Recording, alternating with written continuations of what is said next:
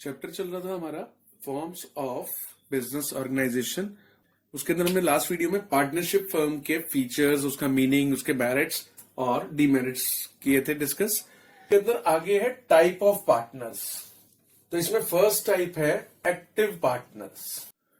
तो इसके तो नाम से ही लग रहा है एक्टिव पार्टनर्स, यानी कि जो बिजनेस में एक्टिवली पार्टिसिपेट करते हैं। पार्टिसिपेट का मतलब बिजनेस की जो डे टू डे एक्टिविटीज होती है ना, सेल परचेज करना, मैनेजमेंट करना, तो उसमें पार्टिसिपेट करते हैं। और ये भी ऑब्वियस है कि इन्होंने कैपिटल भी कंट्रीब्यूट की होगी, कंट्रीब्यूट कैपिटल।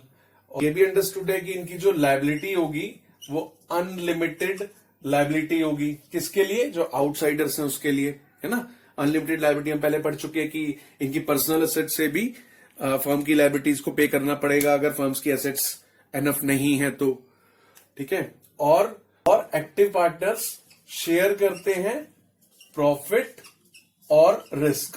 तो बिजनेस में चाहे प्रॉफिट हो या रिस्क हो, ये शेयर करते हैं, ठीक है। तो आप कहोगे तो ये तो नॉर्मल सी बात है। यस, एक्टिव पार्टनर्स जो नॉर्मली जो पार्टनर्स आपने देखा है, जो भी पार्टनरशिप में जो पार्टनर्स होते हैं नॉर्मली वही एक्टिव पार्टनर्स है। तो यानी कि जो पार्टिसिपेट करते हैं, जो कैपिटल लगाते हैं, जिनकी लायबिलिटी अनलिमिटेड होती है और प्रॉफिट लॉस को शेयर करते हैं, तो वो होते हैं एक्टिव पार्टनर्स, ठीक है। नेक्स्ट टाइप है इसका स्लीपिंग पार्टनर्स। इनको हम डॉर्मेंट पार्टनर्स भी बोलते हैं। मतलब कि जो स्लीपिंग है, यानी कि जो बिजनेस में पार्टिसिपेट नहीं करेंगे, वो होते हैं स्लीपिंग पार्टनर्स या डॉर्मेंट पार्टनर्स, ठीक है। तो इन दोनों में यही फर्क है, ये पार्टिसिपेट करते हैं, ये डू नॉट पार्टिसिपेट। और इनकी तरह ये कैपिटल भी कंट्रीब्यूट करते हैं, और इनकी तरह इनकी लायबिलिटी भी अनलिमिटेड है, और इनकी तरह ये प्रॉफिट में भी शेयर करते हैं, ठीक है। तो इस स्लीपिंग पार्टनर या डॉर्मेंट पार्टनर और एक्टिव पार्टनर में आपको क्या डिफरेंस नजर आ रहा है? सिर्फ एक पार्टिसिपेशन का ही तो डिफरेंस है कि ये पार्टिसिपेट करते हैं और ये पार्टिसिपेट नहीं करते हैं, ठीक है। तो अब तुम कहोगे कि ऐसे कौन से पार्टनर्स है? देखो, कई बार कुछ ऐसे पार्टनर्स होते हैं जो बहुत ज्यादा कैपिटल लगाते हैं, बाकी पार्टनर्स के कंपैरिजन में ज्यादा कैपिटल लगाते हैं, और उनकी ये एक जैसे कंडीशन होती है कि भाई ठीक है, वो कैपिटल लगा देंगे लेकिन पार्टिसिपेट नहीं करेंगे, यानी कि बस बैठे बैठे उनको प्रॉफिट चाहिए या लॉस शेयर करेंगे। तो इस टाइप के पार्टनर्स होते हैं। थर्ड टाइप के पार्टनर देखो, सीक्रेट पार्टनर। सीक्रेट पार्टनर कौन से हुए? ये ऐसे पार्टनर्स हैं जो बिल्कुल एक्टिवली सब कुछ करते हैं। ये बिजनेस के अंदर पार्टिसिपेट भी करते हैं, ठीक है। ये कैपिटल भी कंट्रीब्यूट करते हैं, ये शेयरिंग भी करते हैं प्रॉफिट एंड लॉस में, इनकी लायबिलिटी भी अनलिमिटेड होती है। बट इनकी जो प्रेजेंस है कि ये पार्टनर हैं, वो हिडन होती है। ये हिडन होते हैं, मतलब पब्लिक के सामने ये कभी भी एज अ पार्टनर शो नहीं किए जाते। फर्म कभी भी शो नहीं करती कि सो एंड सो पर्सन हमारा पार्टनर है, ठीक है। तो ये इनकी जो प्रेजेंस है वो हिडन होती है बस। जैसे ए, बी और सी एक पार्टनरशिप फर्म है, सबको पता है, जो क्रेडिटर्स हैं या बैंक को सबको पता है कि एबीसी पार्टनर है, लेकिन डी भी इनका पार्टनर है, ये बात इन्होंने शो नहीं की, ठीक है। तो डी इनका एक सीक्रेट पार्टनर हो गया। मींस फर्म के साथ इसका जो एसोसिएशन है वो एसोसिएशन डिस्क्लोज नहीं किया जाता। लेकिन हाँ, अगर कल को फर्म डिसॉल्व होती है या एबीसी इनकी जो फर्म है उसके ऊपर एसेट से ज्यादा लायबिलिटीज हो जाती है, तो ऐसे में फिर डी को साथ में कंट्रीब्यूट करना पड़ेगा अपनी प्राइवेट एसेट से भी उस लायबिलिटी को पे ऑफ करने के लिए। यानी कि वो बच नहीं सकता अपनी रिस्पॉन्सिबिलिटी से, तब तो डी सामने आएगा सिर्फ, लेकिन उसके एसोसिएशन को शो नहीं किया जाता। नेक्स्ट टाइप है नॉमिनल पार्टनर। नॉमिनल पार्टनर जो होता है, ये सिर्फ नाम के लिए पार्टनर है, यानी कि ना तो ये कैपिटल कंट्रीब्यूट करेगा, ना ये शेयरिंग करता है, ना ये पार्टिसिपेट करता है, बट इसकी जो लायबिलिटी है वो अनलिमिटेड है। तुम कहोगे ऐसे कौन से पार्टनर होते हैं जो नॉमिनल पार्टनर होते हैं? इसका मैं एग्जांपल देता हूं। मान लिया एबीसी 3 पार्टनर है, ठीक है। इन्होंने एक रेस्टोरेंट ओपन किया। अब इनका रेस्टोरेंट चलाने के लिए इन्होंने क्या किया, कोई भी पब्लिक फिगर को अपना नॉमिनल पार्टनर बना लिया। पब्लिक फिगर फॉर एग्जांपल मान लिया सचिन तेंदुलकर, ठीक है। ये सचिन तेंदुलकर के पास जाते हैं, उसे कहते हैं बस तुम ये शो करो कि तुम हमारे इस रेस्टोरेंट में पार्टनर हो। तो ऑब्वियसली देखो, एक रेस्टोरेंट जिसके अंदर एबीसी और सचिन तेंदुलकर पार्टनर है, तो ऑब्वियसली सबके लिए वो एक रेस्टोरेंट थोड़ा सा चार्म हो जाएगा उस रेस्टोरेंट का, है ना, थोड़ा सा फेमस हो जाएगा, इनका काम, इनका बिजनेस थोड़ा सा फ्लरिश हो जाएगा। तो इसलिए किस लिए फ्लरिश हो जाएगा? सिर्फ कि एक पब्लिक फिगर उनके साथ एक पार्टनर है ना। तो ये सचिन तेंदुलकर को अपना नॉमिनल पार्टनर बना के रखेंगे, मतलब उससे कहेंगे कि उसे कोई पार्टिसिपेट नहीं करना, बिजनेस में आना नहीं है, उसे कोई कैपिटल नहीं लगानी, उसे कोई शेयरिंग नहीं करनी है, ठीक है, बस वो अपना नाम इनके साथ जोड़ ले ताकि ये फेमस हो जाए। तो इस तरह के पार्टनर को नॉमिनल पार्टनर कहते हैं। अब तुम कहोगे इसकी लायबिलिटी फिर अनलिमिटेड क्यों है? देखो, पब्लिक को नहीं पता कि ये एक नॉमिनल पार्टनर है, पब्लिक के हिसाब से तो ये पार्टनर है, तो पब्लिकली उसकी लायबिलिटी, सचिन तेंदुलकर की लायबिलिटी अनलिमिटेड रहेगी। वो अलग बात है कि कल को लायबिलिटी अराइज हो तो ये सचिन से कहे ठीक है, जो आपकी शेयरिंग आ रहा है, आपकी जो लायबिलिटी का हिस्सा है आप मत दो, वो भी हम ही भुगत लेंगे, क्योंकि ये तो सिर्फ नाम के लिए, ये तो इनके आपस के अंदर की बात है ना। लेकिन पब्लिक के लिए इसकी लायबिलिटी भी अनलिमिटेड ही रहेगी, ठीक है। तो जो पार्टनर सिर्फ नाम के लिए एसोसिएटेड है और कोई मतलब नहीं है उनका, सिर्फ उनका नाम अटैच है, तो ऐसे पार्टनर होते हैं नॉमिनल पार्टनर। अब ये स्लीपिंग पार्टनर से कैसे अलग है, वो आपको अंडरस्टूड हो ही गया होगा कि स्लीपिंग पार्टनर कैपिटल भी लगाते हैं, प्रॉफिट में हिस्सा भी करते हैं, बस पार्टिसिपेट नहीं करते हैं, ठीक है। और ये जो पार्टनर है नॉमिनल, ये तो कुछ भी नहीं करते हैं बिजनेस के अंदर, ये सिर्फ इन्होंने अपना एक नाम दे रखा है, एसोसिएशन दे रखा है फर्म के साथ, सिर्फ उसको बिजनेस को फेमस करने के लिए, ठीक है। तो ये हो गए नॉमिनल पार्टनर्स। नेक्स्ट टाइप है पार्टनर बाय एस्टॉपल। ये कैसे पार्टनर है? देखो, ये इस टाइप का पार्टनर होता है जो कि अपने कंडक्ट से, अपने बिहेवियर से ये शो करता है कि वो पार्टनर है। किसको शो करता है? थर्ड पार्टीज को, आउटसाइडर्स को, अपने कंडक्ट और बिहेवियर से ये शो करता है कि ये पार्टनर है, हालांकि पार्टनर नहीं है। For example, A B C 3 partners थे, ठीक है। सी ने क्या किया? पार्टनरशिप से रिटायर हो गया। रिटायर तो हो गया, लेकिन सी अभी भी इनके साथ, इनकी फर्म में डेली के अफेयर्स में कुछ लेना देना है, कुछ परचेजिंग करनी है, सेल करना है, ये सी फिर भी इनके साथ रहता है, ठीक है। तो ये सी, अब कोई थर्ड पार्टी तो यही समझेगी ना, ये तो इनकी आपस की बात थी कि सी को इन्होंने रिटायर कर दिया, लेकिन थर्ड पार्टी के लिए ये इस तरह से बिहेव कर रहा है कि अभी भी पार्टनर है। जैसे कि किसी क्रेडिटर से इन्होंने गुड्स उधार में परचेज किए, ठीक है, तो वहां ए भी गया, बी भी गया और साथ में सी भी गया। गुड्स तीनों ने पसंद किए, गुड्स तीनों ने टर्म्स एंड कंडीशंस सुनी और आपस में सेटल की, ठीक है। तो अब सी यानी कि अपने बिहेवियर से ये शो कर रहा है ना उस क्रेडिटर को कि ये पार्टनर है, हालांकि पार्टनर नहीं है। तो ये शो क्यों कर रहा है? अगर शो कर रहा है अपने कंडक्ट और बिहेवियर से, तो फिर ये आउटसाइडर के लिए ये भी जिम्मेदार हो जाएगा, इसकी लायबिलिटी भी अनलिमिटेड लायबिलिटी हो जाएगी, ठीक है। एक और एग्जांपल देता हूं, मान लिया बैंक से इनको लोन लेना है, ए बी को, ठीक है। सी कभी पार्टनर था, अब नहीं है, लेकिन ये फिर भी साथ गया। अब बैंकर ने पूछा कि आपको कितना लोन चाहिए?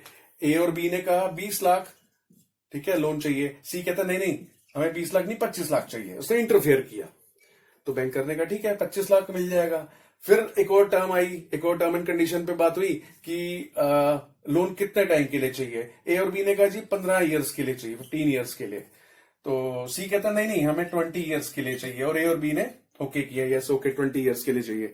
तो यहां पर सी इस तरह से बिहेव कर रहा है कि वो भी एक पार्टनर है, ठीक है। तो अब बैंकर ने भी लोन दिया ये सोचकर कि वे सी भी पार्टनर है, लेकिन कल को अब अगर फर्म के ऊपर कोई लायबिलिटी ज्यादा हो जाती है एसेट से, तो वहां पर सी की लायबिलिटी भी अनलिमिटेड होगी, हालांकि पार्टनर नहीं है।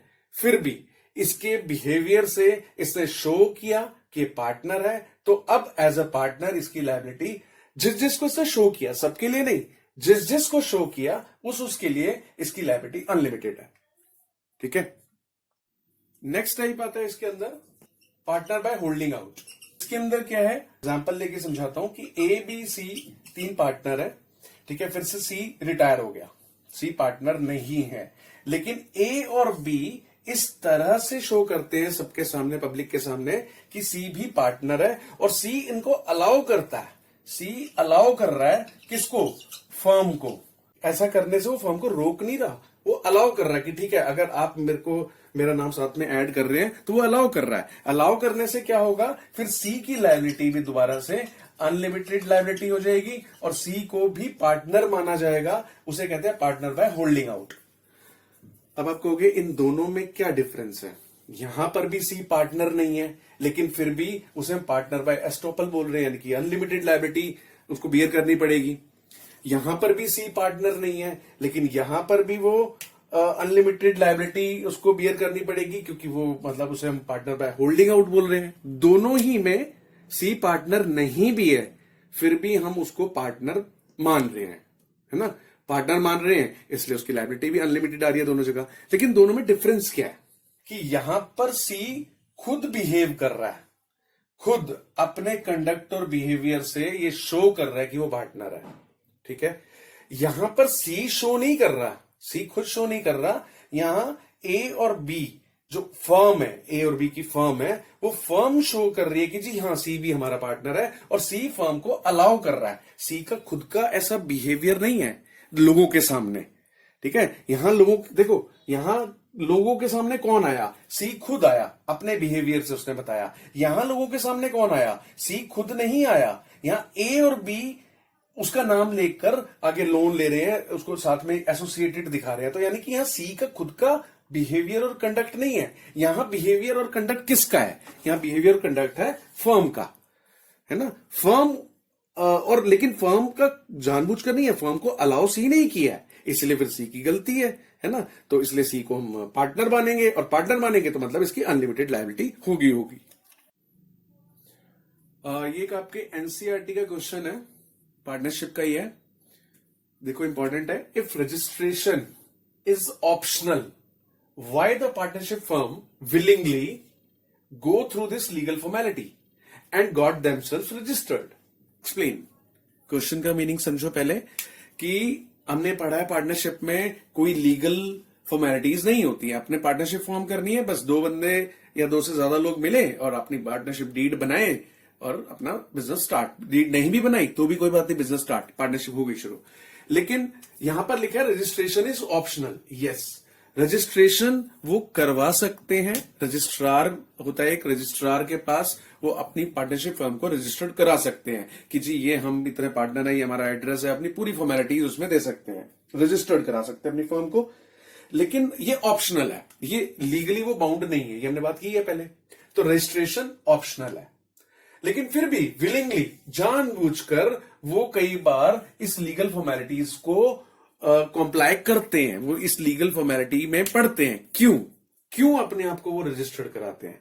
यानी कि जरूर इनको कुछ रजिस्ट्रेशन से फायदा नजर आ रहा होगा, बस उन्हीं फायदों की बात करनी है कि ऐसे कौन से बेनिफिट हैं जो पार्टनरशिप फर्म रजिस्टर होने के बाद और कुछ एक्स्ट्रा बेनिफिट मिलते हैं, जो कि अगर ये रजिस्टर्ड नहीं है तो बेनिफिट नहीं मिलते। देखो पार्टनरशिप फर्म दोनों ही केसेस में लीगल है, चाहे इन्होंने रजिस्ट्रेशन कराया है चाहे रजिस्ट्रेशन नहीं कराया, बस थोड़ा सा एक एक्स्ट्रा बेनिफिट मिलते हैं रजिस्ट्रेशन करवाने के। वो बेनिफिट देखो, फर्स्ट है file any legal case against any third party और एनी पार्टनर, कि अगर फर्म रजिस्टर्ड है ना, अगर फर्म रजिस्टर्ड है तो वो किसी भी थर्ड पार्टी, कोई भी पार्टनर के ऊपर केस कर सकती है। फॉर एग्जाम्पल एबीसी 3 पार्टनर है, इनकी फर्म है, उसका नाम है एबीसी एंटरप्राइजेस। अब एबीसी एंटरप्राइजेस ने XYZ से कुछ गुड्स खरीदे। अब XYZ ने क्या किया, उनके साथ कुछ धोखा कर दिया या गलत गुड्स दे दिए, तो क्या एबीसी एंटरप्राइजेस XYZ के ऊपर केस कर सकती है? हाँ कर सकती है, लेकिन कब कर सकती है? जब एबीसी एंटरप्राइजेस खुद रजिस्टर्ड होगी, ठीक है। तो अगर ये रजिस्टर्ड है तो ये किसी के ऊपर भी थर्ड पार्टी पे केस कर सकते हैं। और तो और अगर एबीसी, जैसे इसके 3 पार्टनर है, सी ने कुछ धोखा कर दिया, तो इनकी जो फर्म है एबीसी, जो तीनों पार्टनर्स की जो फर्म है एबीसी एंटरप्राइजेस, वो सी के ऊपर भी केस कर सकती है, ठीक है। तो इसलिए अगर फर्म रजिस्टर्ड होगी तो इसका एक बेनिफिट है कि वो थर्ड पार्टी और किसी भी पार्टनर पे केस कर सकती है। दूसरा बेनिफिट देखो, द पार्टनर या partners can file case against the firm.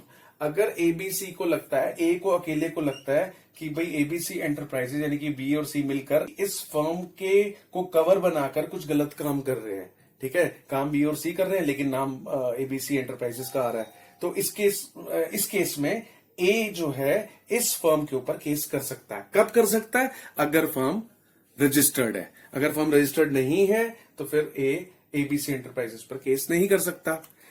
तो इन शॉर्ट ये दो बेनिफिट रजिस्ट्रेशन के बाद ही फर्म को मिलते हैं। फिर से देखो क्या कि एक तो फर्म किसी भी थर्ड पार्टी पे या अपने ही किसी पार्टनर पे केस कर सकती है, और दूसरा कोई भी पार्टनर फर्म के ऊपर केस कर सकता है। तो दैट मीन्स एक जो लीगल कोर्स ऑफ एक्शन है वो तभी उसका बेनिफिट मिलता है अगर फर्म रजिस्टर्ड होती है। पार्टनरशिप में एक लास्ट टॉपिक हो रहा है पार्टनरशिप डीड। पार्टनरशिप डीड आप सबको पता ही है कि एक एग्रीमेंट होता है। एग्रीमेंट किसके बीच में? पार्टनर्स के बीच में एक एग्रीमेंट है। उसमें कुछ जो भी कंडीशंस लिखी होती हैं ताकि कोई कॉन्फ्लिक्ट ना हो, कोई डिस्प्यूट ना हो पार्टनर्स के बीच में, है ना। और ये जो डीड है ये रिटर्न भी हो सकती है, ठीक है, और ये ओरल भी हो सकती है। ऑब्वियसली रिटर्न ज्यादा बेटर है क्योंकि एक वो प्रूफ बन जाता है उसका, ठीक है। ओरल होती है एक म्यूचुअल कंसेंट के साथ, लेकिन उसके अंदर डिस्प्यूट फिर भी अराइज हो सकते हैं। तो पार्टनरशिप डीड पार्टनर्स के बीच में एक रिटर्न एग्रीमेंट है। अब इसमें लिखा क्या होता है? ऐसे कौन कौन से कंटेंट्स है इसके जो इसके अंदर लिखा होगा कि कल को डिस्प्यूट ना हो? तो ऐसे बहुत सारे कंटेंट्स है, लेकिन उसमें से कुछ मेन जो मैं आपको बता रहा हूं वो ये देखो। तो देखो ये कुछ एग्जाम्पल है जो पार्टनरशिप डीड में लिखा होता है। ये सिर्फ इतना ही नहीं है, मैंने एक्सेट्रा लिखा कि इसके अलावा और भी बहुत सारे हो सकते हैं।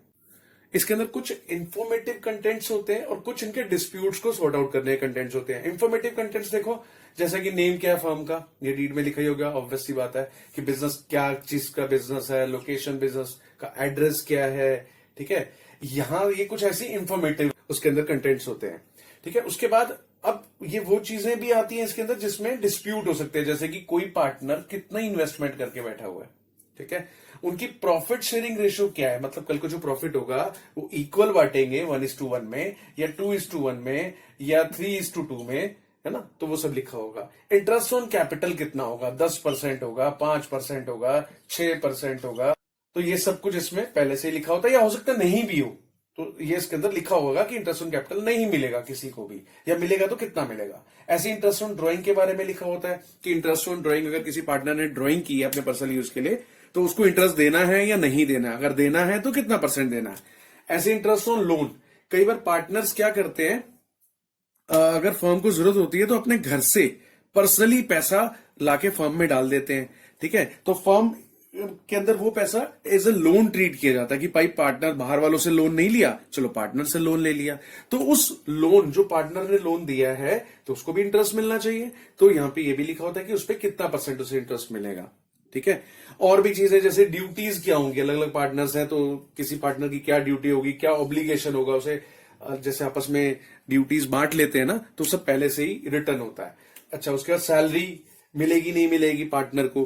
कुछ पार्टनर ऐसे होते हैं, मान लिया ए और बी दो पार्टनर है, ए फर्म के अंदर आके अपने 8 घंटे देता है और बी सिर्फ 4 घंटे देता है, तो ए कहता है भाई मुझे एक्स्ट्रा सैलरी मिलनी चाहिए। तो पहले से ही रिटर्न होता है कि उसको एक्स्ट्रा सैलरी मिलेगी या नहीं मिलेगी, मिलेगी तो कितनी मिलेगी, ठीक है। वो ड्राइंग्स कितनी कर सकते हैं, विड्रॉल कितना कर सकते हैं, कि एक कोई ना कोई लिमिट तो होगी ना कि इतने से ज्यादा ड्राइंग्स नहीं करनी है, तो वो सब कुछ रिटर्न होता है, ठीक है। तो ऐसी बहुत सारी बातें और भी हैं, ये मेन थी, और भी बहुत सारी बातें जो पार्टनरशिप डीड में रिटर्न होती हैं to avoid the disputes in future.